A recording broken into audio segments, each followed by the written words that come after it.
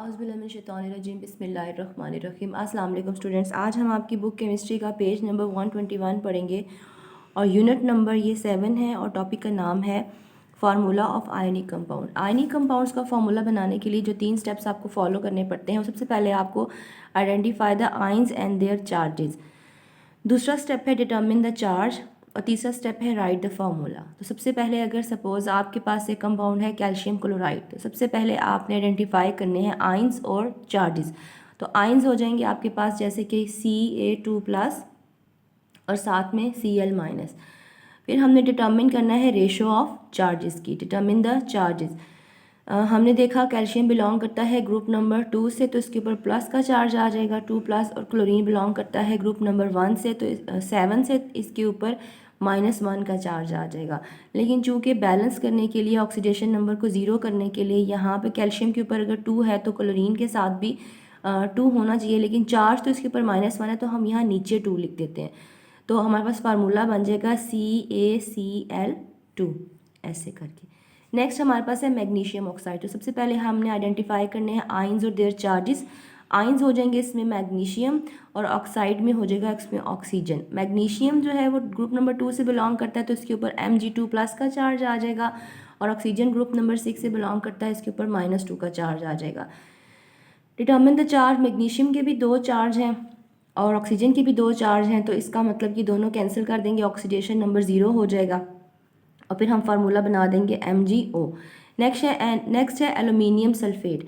अच्छा, अब हमने आइडेंटिफाई करने हैं आयंस और देयर चार्जेस। तो हमारे पास इसमें सबसे पहला स्टेप है identify ions and their charges. तो सबसे पहले एल्यूमिनियम आयन है और ये ग्रुप नंबर 3 से बिलोंग करता है, तो इसके ऊपर 3+ होगा। और सल्फेट आयन आपने टेबल से याद किया हुआ है कि SO4 2- होता है, जैसे फॉस्फेट आयन होता है, सल्फेट आयन होता है, इस तरह करके।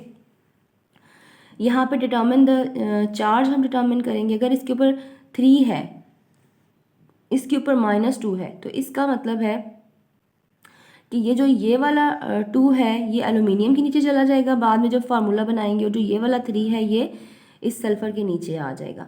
तो आपके पास फार्मूला कुछ यूँ बनेगा Al2 ये जो इसका चार्ज था ऊपर, और SO4 जो एल्यूमिनियम का था वो इसके नीचे आ गया, तो ये इसका फार्मूला बन गया। यहाँ पे भी देखें, अगर आप ये जो चार्ज होता है ना ऊपर बैलेंस करने के लिए, वही यहाँ पे नीचे इसके एटम्स बन जाते हैं। और अगर एक जैसे हों, जैसे इसमें मैग्नीशियम का भी 2+ था और ऑक्सीजन का भी 2- था, तो ये एक जैसे थे, इस वजह से ये कैंसिल हो जाते हैं। यहाँ पे नीचे फिर नहीं लिखने की ज़रूरत पड़ती, क्योंकि ऑक्सीडेशन नंबर ऑटोमेटिकली +2 और -2 का ऑक्सीडेशन नंबर ऑटोमेटिकली 0 आ जाता है, तो फिर हमें एटम्स जो हैं ऐड नहीं करने पड़ते खुद से। उसके अलावा ये एग्ज़ाम्पल्स हैं, ये 3 एग्ज़ाम्पल्स आपने की हैं, कैल्शियम क्लोराइड की, मैग्नीशियम ऑक्साइड की और एल्यूमिनियम सल्फेट की।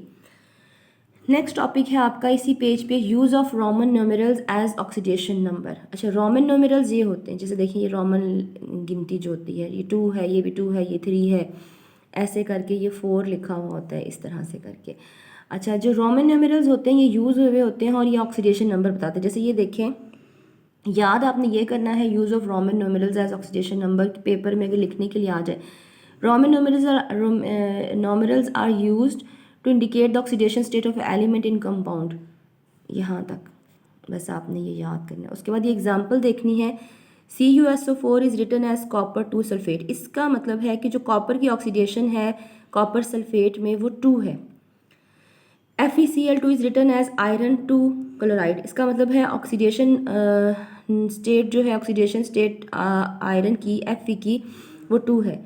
यहाँ पे FeCl3 is written as iron, ये क्लोराइड का ही आयन है, तो इसका मतलब कि यहाँ पे आपके पास आयरन की ऑक्सीडेशन स्टेट 3 है। जैसे कि यहाँ पे देखें, ये आपके पास मैंने एक्स्ट्रा एग्जांपल्स की हैं। NaCl, अगर हम सोडियम 1 ऑक्साइड लिखें, इसका मतलब ऑक्सीडेशन स्टेट इसके अंदर सोडियम की 1 है। CaO कैल्शियम ऑक्साइड, इसका मतलब कैल्शियम की ऑक्सीडेशन स्टेट इसके अंदर 1 है। तो जो रोमन न्यूमेरल्स होते हैं वो यूज़ होते हैं आपको ऑक्सीडेशन स्टेट बताने के लिए किसी भी एलिमेंट की इन अ कंपाउंड। जैसे ये CuSO4 कॉपर सल्फेट एक कंपाउंड है और इसमें हमने कॉपर की ऑक्सीडेशन स्टेट रोमन न्यूमेरल के ज़रिए से बताई है कि ये 2 है। और इसके साथ ही हमारा यहाँ पे टॉपिक ख़त्म होता है। अल्लाह हाफिज़।